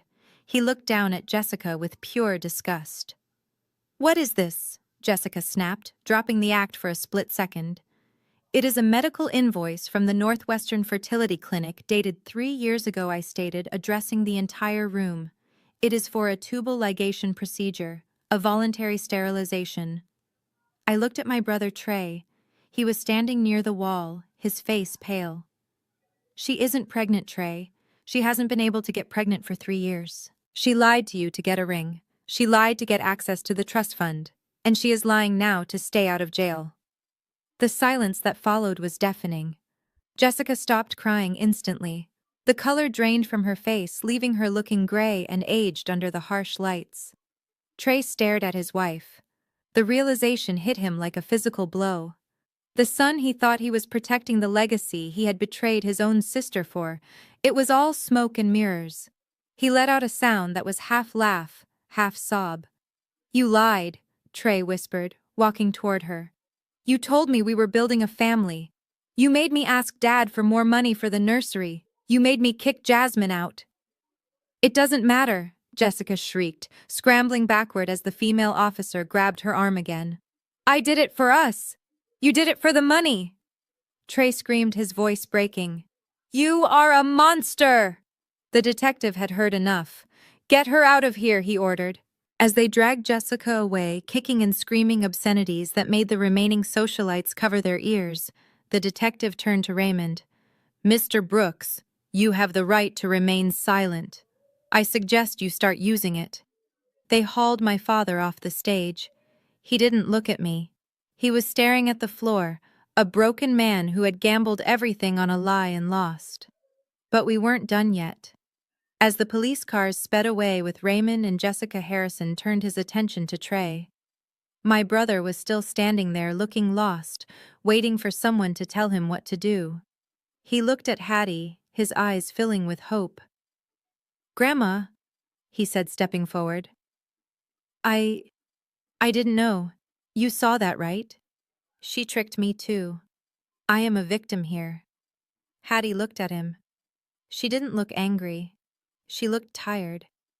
"You are a victim of your own greed, grandson," she said softly. Harrison stepped in. "Mr. Brooks, as per the terms of the trust activation, all assets previously used by your father and his dependents are now the property of the Hattie Mae Foundation. This includes the tuxedo you are wearing, which was paid for with a company credit card and the phone in your pocket." Trey blinked. "What? You are taking my clothes. We are taking company property," Harrison corrected. "And since you are no longer an employee or a beneficiary, you are trespassing." I watched as security guards escorted Trey to the cloakroom. They allowed him to keep the tuxedo pants and shirt, but they took the jacket, the watch, and the phone. He looked stripped, vulnerable, and pathetic. 10 minutes later, I stood at the service entrance of the hotel. The blizzard was still raging outside, the wind howling with the same ferocity as it had when my father threw me out. Raymond, Jessica, who had been released on her own recognizance pending arraignment but was barred from the house, and Trey were standing on the sidewalk. They were shivering. The warmth of the hotel was behind them, and the cold reality of Chicago was in front of them. They had no car, the Escalades were ours. They had no cash, their accounts were frozen. They had no home, the locks had already been changed. They looked at me. For the first time, I was the one standing in the warmth, and they were the ones in the cold. Jasmine Trey chattered, hugging himself. "Please, I have nowhere to go. It is freezing. Just give me a ride. Just let me sleep on your couch." I looked at them. I remembered the way they laughed when I asked for help. I remembered the sound of the door locking. I reached into my clutch. I didn't pull out a checkbook. I didn't pull out a key.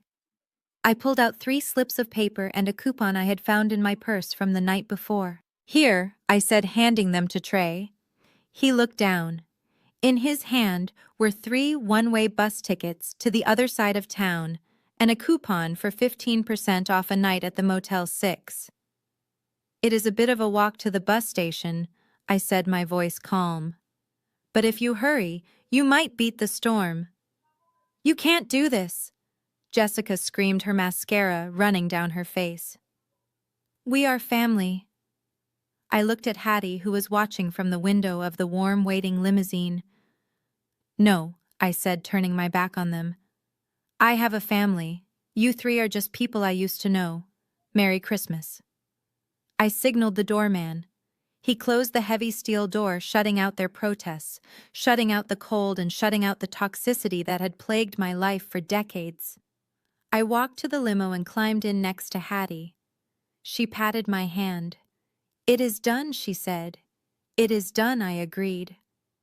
We drove away, leaving them standing under the street lamp exactly where they deserved to be. Later that night, I was sitting in the penthouse watching the snow fall over the city. It looked beautiful from up here, safe and warm. My new phone buzzed on the coffee table. I picked it up. The screen displayed a notification from the Cook County Department of Corrections. "Incoming collect call from inmate Raymond Brooks. Press 1 to accept." I stared at the screen. I could imagine him in the holding cell wearing an orange jumpsuit, terrified, finally ready to apologize, finally ready to beg. He probably wanted me to call a lawyer. He probably wanted to tell me he loved me. I didn't feel anger. I didn't feel sadness. I felt peace. I pressed the block caller button. The phone went silent. I set it down, took a sip of hot tea, and turned to my grandmother. "Who was it?" Hattie asked, not looking up from her book. "Wrong number." I smiled. The storm outside was finally breaking, and for the first time in 29 years, the forecast for my life was perfectly clear. 1 year. 365 days. That is how long it has been since the night the lights went out at the Palmer House Hotel, and my former life shattered into a million pieces. As I stand in the corner office of the newly constructed Hattie Holdings headquarters, looking out over the Chicago skyline, the view is very different from the one I saw from the window of the Motel 6. The blizzard that nearly killed us is a distant memory, replaced by the warm golden glow of a winter sunset reflecting off the glass of the skyscrapers. I smoothed the front of my blazer and looked down at the documents on my desk. They were the blueprints for the Hattie May residence, a state-of-the-art affordable housing complex for low-income seniors. It was being built on the very land my father had tried to steal, the land where the old South Side house once stood. We didn't sell it to a developer to build a mall. We tore down the rotting structure and built a sanctuary. It was my grandmother's dream, and now as the executive director of the foundation, I was making it a reality. I wasn't just a sous chef anymore. I was a builder. My assistant knocked softly on the glass door. "Ms. Brooks," she said, "the car is ready for the holiday dinner, and Mr. Harrison left this update for you." She handed me a thin manila envelope. I knew what was inside. It was the monthly report on the assets we had liquidated, specifically the human assets. I opened the file in the car as we drove through the festive streets. The first page was a status update from the Illinois State Penitentiary. Raymond Brooks was 12 months into his 8-year sentence for fraud, forgery, and embezzlement. The report noted that his appeals had been denied. It also mentioned that he had stopped trying to call me. Apparently, after 6 months of silence, he finally realized that the daughter he had underestimated was the one person who would never pick up the phone again. He was working in the prison laundry folding sheets for 12 cents an hour. It was a poetic justice that I tried not to savor too much, but I admit it brought a small smile to my face. I flipped the page. Trey, my little brother, the golden child who thought the world owed him a living. The photo attached to his file was grainy, taken from a distance by a private investigator we kept on retainer to ensure he stayed away from the foundation. He was standing outside a car wash on the west side holding a spray hose. His tuxedo was gone, replaced by a wet gray jumpsuit. His hands were red and chapped from the cold water and harsh chemicals. He looked older. He looked tired. Harrison's notes indicated that Jessica had divorced him the moment the money dried up, leaving him with half of their accumulated debt.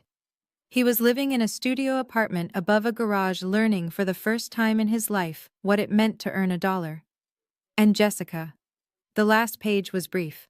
After the fake pregnancy scandal and the public humiliation at the gala, she had become a social pariah in Chicago. No charity would let her on their board. No country club would renew her membership. She had moved back to her parents' home in Wisconsin, where she was reportedly working as a receptionist at her father's dental practice, far away from the high society life she had clawed so hard to attain.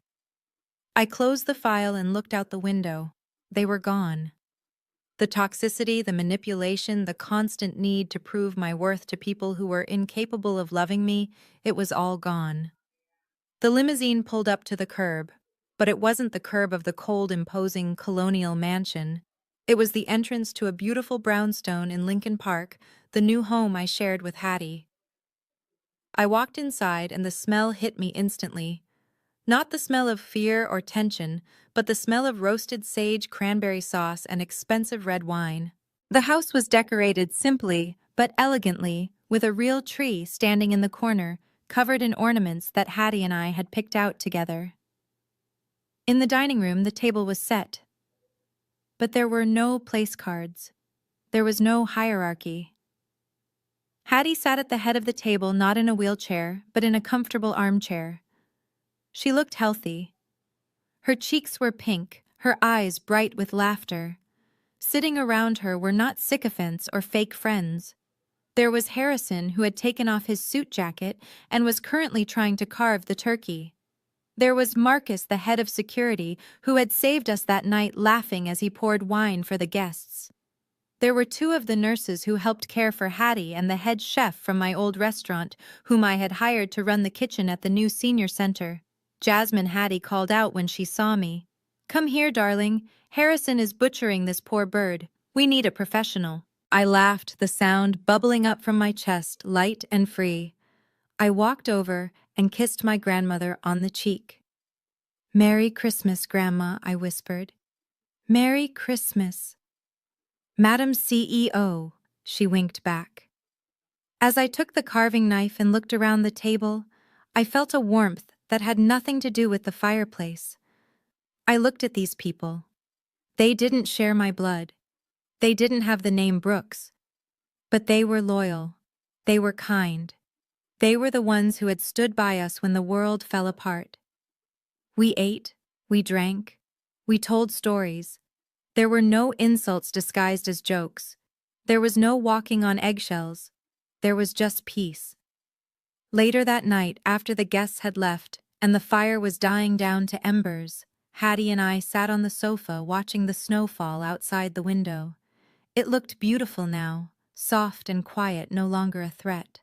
"You know," Hattie said, taking a sip of tea, "I lost a son last year." I looked at her, my heart aching slightly. "Do you miss him?" "I miss who I thought he was," she said honestly. "But I gained a daughter. And I gained a legacy that actually means something. I would make that trade again in a heartbeat." She reached out and squeezed my hand, her grip strong and reassuring. "This is what winning looks like, Jasmine. It isn't the money. It isn't the buildings. It is this. Sitting here unafraid. Being loved for who you are, not what you can give. I nodded, resting my head on her shoulder. To the audience watching this, I want you to remember something.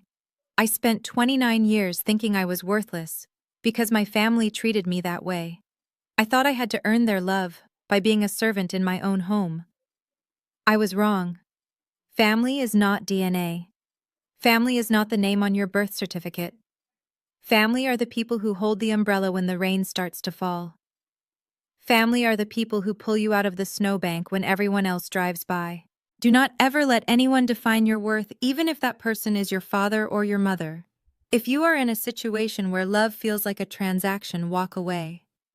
It will be the hardest thing you ever do, but I promise you on the other side of that door, there is a life waiting for you that is bigger, brighter, and happier than you can imagine.